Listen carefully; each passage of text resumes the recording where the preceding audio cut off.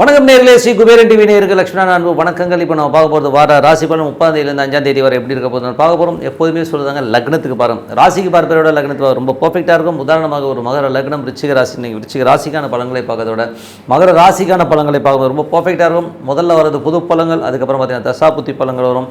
So உங்களுக்கு என்ன தசாபுத்தி அந்தரங்கள் வருதோ அதை மிங்கிள் பண்ணி பார்க்கும்போது ரொம்ப பர்ஃபெக்டாக இருக்கும். வீடியோட எண்டில் டிப் ஆஃப் த வீக் இருக்குது, மறக்காமல் பாருங்கள். மீனராசி. ஸோ மீனராசிக்கு வந்து பார்த்தீங்கன்னா உங்களுக்கு ராசி அதிபதி குரு வந்து பார்த்தீங்கன்னா 10ஆம் அதிபதியாக வந்து 3ல் இருக்கும். புதிய தொழில் ஒப்பந்தங்கள் வருவதற்கான வாய்ப்புகள் நிறைய இருக்குது. அதுவும் சந்திரனுடைய சாரத்தில் வந்து குழந்தைகள் சம்பந்தமான விஷயங்கள், நல்ல ஏற்றங்கள், நல்ல லாபங்கள் வரும்.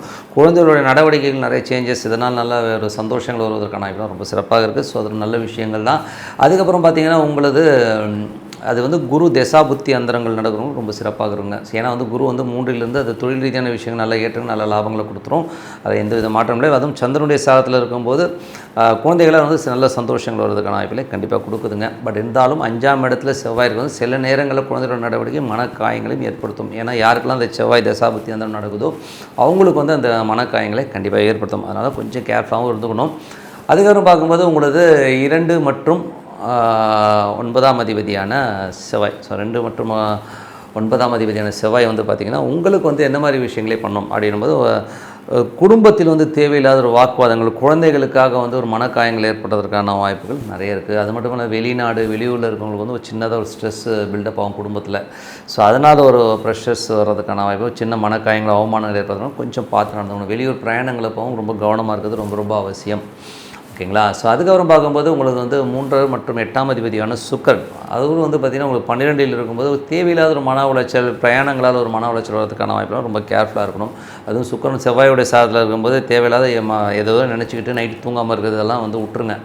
எது நடக்குமோ நல்லபடியாக நடக்கும்னு சொல்லிட்டு பொறுமையாக உட்காந்து டிசிஷன் பண்ணுறது ரொம்ப ரொம்ப நல்லது. அதனால் எமோஷன்ஸ் எடுத்துக்கிறது அவசியங்கள்னு தான் சொல்லுவேன்.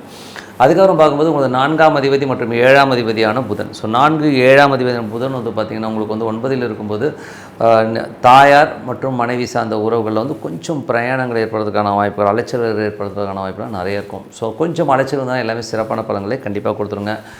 5ல் உள்ள சந்திரன், ஸோ 5ல் உள்ள சந்திரன் வந்து சிறப்பான பலன்கள், நல்ல ஏற்றங்களை கொடுத்தாலும் 5ல் உள்ள செவ்வாய் வந்து நீச்சமாக இருக்கிறனால குழந்தைகளால் வந்து ஒரு எமோஷன்ஸ் இருக்கும். ஸோ என்னடா இந்த பிள்ளைங்க நம்ம கஷ்டப்படுறோம், இது வந்து புரிஞ்சிக்க மாட்டேங்குங்கிற மாதிரி விஷயங்கள் கொஞ்சம் அந்த ஸ்ட்ரெஸ்ஸை கொடுத்துரும். அதனால் கொஞ்சம் எமோஷனும் ஆவீங்க. ஸோ அதனால் கொஞ்சம் பொறுமையாக ஹேண்டில் பண்ணுறது ரொம்ப ரொம்ப அவசியம். அதுக்கப்புறம் வந்து உங்களுக்கு 6ஆம் அதிபதியான சூரியன், ஸோ 6ஆம் அதிபதியான சூரியன் 10ல் இருக்கும்போது தொழில் ரீதியான விஷயங்கள், கடன்கள் கேட்டதுன்னா கண்டிப்பாக கிடைக்கிறதுக்கான வாய்ப்புகள் இருக்குது. பட் இருந்தாலும் பாசஸால் வந்து நிறைய ஒரு ப்ரெஷர்ஸ், ஒரு ஸ்ட்ரெஸ்ஸஸ் வரதுக்கான வாய்ப்புகள் கொஞ்சம் கேர்ஃபுல்லாக இருந்துக்கணும். ஸோ கொஞ்சம் கவர்மெண்ட் சம்மந்தமான விஷயங்களும் கொஞ்சம் கேர்ஃபுல்லாக இருக்கிறது ரொம்ப ரொம்ப அவசியங்க. வேலையில் வந்து பார்த்திங்கன்னா அந்த பாசஸோடைய டென்ஷன் கண்டிப்பாக இருக்கும், கொஞ்சம் பார்த்து நடந்துக்குங்க. அதுக்கப்புறம் பார்க்கும்போது உங்களது 7ஆம் அதிபதி புதன் வந்து பார்த்திங்கன்னா 9ல் இருக்கும்போது பிரயாணங்கள், மனைவி பிரயாணம் பண்ணுறது, கணவன் மனைவி ஒரு ஊர் இவர் ஒரு ஊர் பிரயாணங்கள் அதிகமாக ஏற்படுறதுக்கான வாய்ப்பு இருக்குது. வெளிநாட்டில் இருக்கவங்களுக்குலாம் பார்த்திங்கன்னா நல்ல ஒரு விஷயங்கள் நடக்கும். பட் இருந்தாலும் வந்து அந்த புதன் சனின்னும் போது யாரோ வந்து ட்ராப் பண்ணுறாங்களோங்கிற மாதிரி எண்ணங்கள், தேவையில்லாத ஒரு மன உளைச்சலும் ஒரு ஸ்ட்ரெஸ்ஸையும் ஏற்படுத்தும். அதை மட்டும் வந்து விட்டுருங்க. ஸோ யார் நம்மளை ட்ராப் பண்ண போகிறான்னு சொல்லி தூக்கி போட்டு போயிட்டே இருங்க. அதுக்கப்புறம் பார்க்கும்போது உங்களுடைய 10ஆம் அதிபதியான குரு வந்து 3ல் இருக்கும்போது நிறைய தொழில் ஒப்பந்தங்கள் வருவதற்கான, தொழில் நல்ல ஏற்றங்கள் வருவதற்கான வாய்ப்புலாம் ரொம்ப நல்லா இருக்குது. ஸோ அதெல்லாமே நல்லாயிருக்கு. பட் இருந்தாலும் அகலக்கால் வைக்காமல் இருக்கிறது ரொம்ப ரொம்ப நல்லது. 11ஆம் அதிபதியான சனி, 11ஆம் அதிபதி சனி வந்து பார்த்திங்கன்னா உங்களுக்கு 12ல் இருக்கும்போது பெரிய லாபங்களுக்காக நிறைய பிரயாணம் பண்ணுற மாதிரி விஷயங்களே கொடுத்துரும். ஸோ நிறைய பிரயாணங்கள், நிறைய விஷயங்கள் பண்ணணுங்கிறதுக்காக ஒரு ஸ்ட்ரெஸ் எடுத்து பெரிய லெவலில் பண்ணுவீங்க. ஸோ அதெல்லாம் சக்ஸஸ் ஆகிறதுக்கான வாய்ப்பு ரொம்ப நல்லாயிருக்கு. பட் அலைச்சல்கள் ஜாஸ்தி இருக்குங்க. ஸோ இதுவரை பார்த்தது பொது பலன்கள். இப்போ பார்க்க போகிறது தசாபுத்தி பலன்கள். மீன லக்னமாக இருந்து சூரிய தசாபுத்தின சூரியன் வந்து பார்த்திங்கன்னா உங்களுக்கு வந்து 10ல் இருக்காருங்க. ஸோ 6ஆம் அதிபதி 10ல் இருக்கும்போது அது சுக்கிரனுடைய சாரத்தில் இருக்கும்போது வேலையில் இருக்கிறவங்களுக்கு வந்து பாசஸால் வந்து ஒரு எமோஷனாக ஒரு ஸ்ட்ரெஸ்ஸு, டென்ஷன்ஸ் வர்றதுக்கான வாய்ப்பு ரொம்ப கவனமாக இருக்கணும். அதுக்கப்புறம் வந்து மீன லக்னமாக வந்து சந்திர தசாபுத்தி அந்த சந்திரன் வந்து 5ல் இருந்து அது வந்து நல்ல சிறப்பான பலன்களை கொடுத்தலாம். 5ல் உள்ள சந்திரனுடைய கடகத்தில் இருக்க செவ்வாய் வந்து பார்த்திங்கன்னா நமக்கு வந்து குழந்தைகள் விஷயங்கள் வந்து கொஞ்சம் எமோஷன்ஸை கொடுத்துரும். ஸோ மீன லக்னமாக வந்து செவ்வாய் தசாபுத்தி அந்த நடக்கிறவங்க பார்த்திங்கன்னா குழந்தைகளால் வந்து சின்ன சின்ன அவமானங்களை ஏற்படுத்துவதற்கான வாய்ப்புகள் ரொம்ப கவனமாக இருக்கணும். ஸோ கொஞ்சம் எமோஷனலாக இருக்கும், கொஞ்சம் பார்த்து நடந்துக்குங்க. ஏன்னா வந்து அது செவ்வாய் நீச்சமாக இருக்கனால அதனால் ஒரு எமோஷன்ஸ் இருக்கும். அந்த ட்ராவலில் இருக்கும்போதெல்லாம் வந்து ஒரு மாதிரி இருக்கும். ஆன்மீக ட்ராவலாம் இப்போ கொஞ்சம் அவாய்ட் பண்ணிக்கிறது ரொம்ப ரொம்ப நல்லது. மீன லக்னமாக இருந்து ராகு தசாபதி. ராகு வந்து உங்களுக்கு ராசியிலே இருந்து அவர் வந்து சனியுடைய சாரத்தில் இருக்கும்போது மறைமுகமான நிறைய விரயங்களை ஏற்படுவதற்கான வாய்ப்பு, அதை தடுக்க முடியும். கொஞ்சம் வந்து வருத்தப்படுவீங்க, பட் நல்லா அதாவது சுப விரயமாக மாற்றிக்க வேண்டியதுதான். அப்புறம் மீன லக்னமாக இருந்து குரு தசாபதி. குரு வந்து பார்த்திங்கன்னா உங்களுக்கு 3ல் இருக்கார். தொழில் ரீதியான விஷயம், புதிய ஒப்பந்தங்கள் நல்ல லாபங்கள் வரதுக்கான வாய்ப்பு ரொம்ப சிறப்பாக இருக்குது. மீன லக்னமாக இருந்து சனி தசாபதி. சனி வந்து 14வது பணியில் பெரிய லாபங்களுக்காக பெரிய பெரிய முயற்சிகள், பெரிய பெரிய வெற்றிக்கான விஷயங்கள்லாம் பண்ணுவீங்க. பட் ஆனால் நீங்கள் எதிர்பார்த்த வேகத்தில் கொஞ்சம் ஸ்லோ பர்மனி ஃபீலை கண்டிப்பாக ஏற்படுத்துங்க. அதுக்கப்புறம் வந்து மீன லக்னமாக வந்து புதன் தசாபதி. புதன் வந்து பார்த்திங்கன்னா உங்களுக்கு 9ல் இருக்கும் நிறைய பிரயாணங்கள். ஸோ வீட்டுக்காகவும் மனைவிக்காக குழந்தைங்களுக்காக நிறைய ஒரு ஸ்ட்ரெஸ் எடுத்து ஒரு பிரயாணங்கள் மேற்கொள்வதற்கான வாய்ப்பு இருக்குது. வெளிநாட்டில் இருக்கவங்களுக்கு வந்து நல்ல லாபங்கள் தான், உள்ளுக்குள்ளே வந்து ஒரு சின்ன ஸ்ட்ரெஸ்ஸஸ் இருக்கும். ஸோ அதை மட்டும் விட்டுருங்க. வண்டி வாகனங்கள் ஓட்டும்போது கொஞ்சம் கேர்ஃபுல்லாக இருக்கிறது ரொம்ப ரொம்ப அவசியம். அதுக்கப்புறம் பார்க்கும்போது மீன லக்னமாக வந்து கேது தேசம். கேது வந்து பார்த்திங்கன்னா உங்களுக்கு வந்து 7ல் இருந்து அது சூரியன் 6ஆம் அதிபதி சூரியனோட சாரத்தில் இருக்கும்போது தேவையில்லாத ஒரு மன உளைச்சல் கணவன் மனைவி நடுவில் இருக்கும், தேவையில்லாத ஒரு சந்தேகங்கள்லாம் இருக்கும். ஸோ அதனால் கொஞ்சம் பார்த்துருங்க. வேலை பலுக்கள் காரணமாக வீட்டை பார்க்க முடியலங்கிற ஒரு எண்ணங்களையும் ஏற்படுத்தும். ஸோ அதை வந்து கொஞ்சம் பார்த்துட்டோம்னா அது கேது தசாபுத்தி அந்த நடக்கிறவங்க தான் நடக்கும், மற்றவங்களுக்கு ஒன்றும் பெரிய ப்ராப்ளம் கிடையாது. ஸோ அதுக்கப்புறம் பார்க்கும்போது மீன லக்னமாக இருந்து சுக்கிர தசாபுத்தினா சுக்கிரன் வந்து 12ல் இருக்காருங்க. ஸோ 12ல் இருக்கும்போது என்ன மாதிரி விஷயம்னா 3 8ஆம் தேதி 12ல் இருக்கும்போது பிரயாணங்கள். ஸோ பிரயாணங்கள் ஒரு ஸ்ட்ரெஸ்ஸு டென்ஷன்ஸ் கொஞ்சம் ஹைலி ப்ரெஷர் இருக்கிற மாதிரி இருக்கும். இதனால் நைட்டு தூக்கம் வராது, என்ன பண்ண போகிறோம் ஏது பண்ண போகிறோம் தெரியலையேங்கிற மாதிரி எமோஷன்ஸை கண்டிப்பாக ஏற்படுத்தும். அது மட்டும் இல்லாமல் சுக்கிரன் வந்து இப்போ செவ்வாயோட சாதனமாக இந்த வாரத்தில் வந்து தேவையில்லாத ஒரு அவமானங்கள், வேலையில் வந்து பார்த்தா ஒரு தேவையில்லாத ஒரு ப்ரெஷரை வந்து மண்டையில் ஏறுற மாதிரி விஷயங்கள் இருக்கும். ஸோ அதனால் கொஞ்சம் பொறுமையாக ஹேண்டில் பண்ணுங்கள். ஏதோ தடார்புடார்னு எதுவும் முடிவெடுக்காமல் பொறுமையாக உட்காந்து யோசித்து முடிவு எடுக்கிறது ரொம்ப ரொம்ப நல்லதுங்க. ஸோ நல்ல விஷயங்கள் நல்ல மாற்றங்கள் ஒரு பிரார்த்தனை டெய்லி வந்து இறைவனை வந்து மனதாக பிரார்த்தனை கண்டிப்பாக அடுத்த லெவல் போகிறதுக்கான ரொம்ப சிறப்பாக இருக்குது. Tip of the week. So tip of the வீக்கில் வந்து பார்த்திங்கன்னா உபாசனை தெய்வம். ஸோ உபாசனை தெய்வங்கிறது வந்து பார்த்திங்கன்னா ஒவ்வொரு மனிதனுக்கும் தேவை. ஸோ இப்போ எங்களுக்கெல்லாம் வந்து ஜோதிடர்களுக்கு வந்து உபாசனை தெய்வம் இருந்தால் தான் வாக்கு பலிதமே வரும். ஆனால் டே டு டே லைஃப்பில் வந்து எல்லோருக்குமே வந்து அது உபாசனை தெய்வங்கிறது ரொம்ப மஸ்ட்டு. நீங்கள் வேணால் பாருங்கள், எல்லா மதத்துலேயுமே வந்து அது கம்பல்ஷனாக இது பண்ணி தான் ஆகணும்னு சொல்லி கொடுத்துருக்காங்க. பட் நம்ம வந்து நிறைய பேர் வந்து அதை ஃபாலோ பண்ணுறோம். கிட்டத்தட்ட வந்து ஒரு 10-12% வந்து ஃபாலோ பண்ணால் பெரிய விஷயம். மற்றவங்கலாம் வந்து பார்த்திங்கன்னா அது வந்து ஃபாலோ பண்ணுறது கிடையாது. ஒரு சில ரிலீஜியனில் வந்து பார்த்திங்கன்னா அவங்க வந்து ரொம்ப பர்ஃபெக்டாக ஃபாலோ பண்ணுறாங்க. ஸோ அது வந்து அவங்களுக்கு வந்து அந்த வைப் வந்து அவங்களுக்கு நல்லா தெரியும்.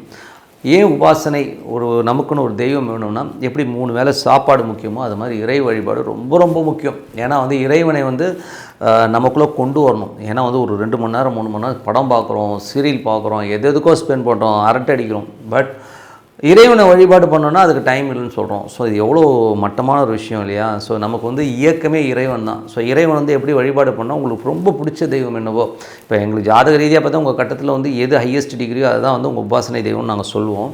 பட் அப்படி இல்லைன்னா கூட நீங்கள் உங்களுக்கு பிடிச்ச தெய்வத்தை வந்து நீங்கள் வழிபாடு பண்ணணும். எப்படி வழிபாடு பண்ணணும்னா, இப்போ உதாரணத்துக்கு ஈஸ்வரன் வந்து பிடிக்குதுன்னு வச்சுக்கோங்க, ஓம் நமச்சிவாய ஓம்னு அந்த ஈஸ்வரன் உள்ளே வரணும். ஸோ அந்த மாதிரி ஃபீல் பண்ணி நீங்கள் பண்ணும்போது பார்த்திங்கன்னா அந்த இறைவன் வந்து உங்களோட ஒன்ற ஆரம்பிப்பார். ஸோ ஒன்ற ஆரம்பிக்கும் போது உங்களுக்கு அந்த மேஜிக் நல்லா தெரியும்.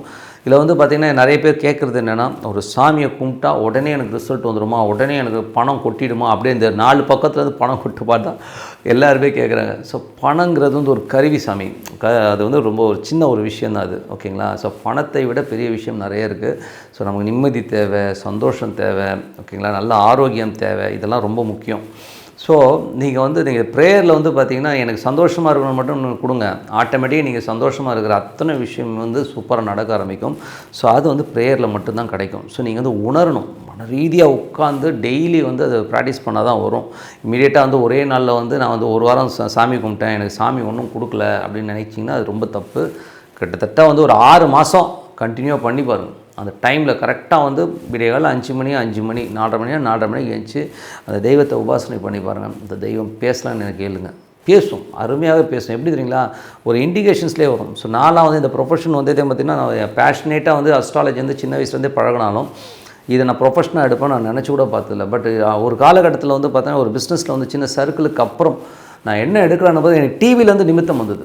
டிவிலேருந்து பார்த்திங்கன்னா ஜோதிடத்தை பற்றி பேசுகிறாங்க, ஏன் நம்ம இதை எடுக்கக்கூடாதுங்கிற அந்த நிமித்தம். ஸோ ஒவ்வொரு விஷயம் நிறைய விஷயங்களில் என் லைஃப்பில் வந்து பார்த்திங்கன்னா இந்த ஜோதிடத்தை அந்த நிமித்தங்கிற விஷயம் கொடுத்தது வந்து தெய்வம் தான். ஏன்னா அந்த தெய்வத்தை வந்து நான் மனசார பூஜை பண்ணும்போது அந்த தெய்வம் வந்து கரெக்டாக வேறு ரூபத்துலேருந்து வேறு ஒரு விஷயமாக கொடுக்கும், புக்கிலேருந்து கொடுக்கும்.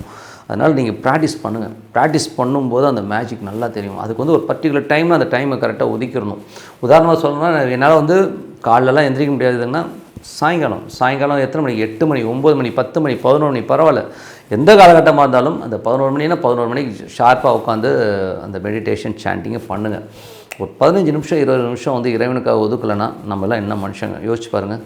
ஏன்னா வந்து அந்த ப்ரேயர் வந்து ரொம்ப ரொம்ப முக்கியம். ஸோ இதில் வந்து நீங்கள் இறைவன்கிட்ட போய்ட்டு பிச்சை எடுக்கிற மாதிரி எனக்கு அதை கொடு இதை கொடு அதை கொடுன்னா கேட்கக்கூடாது. ரிலாக்ஸ்டாக உட்காருங்க.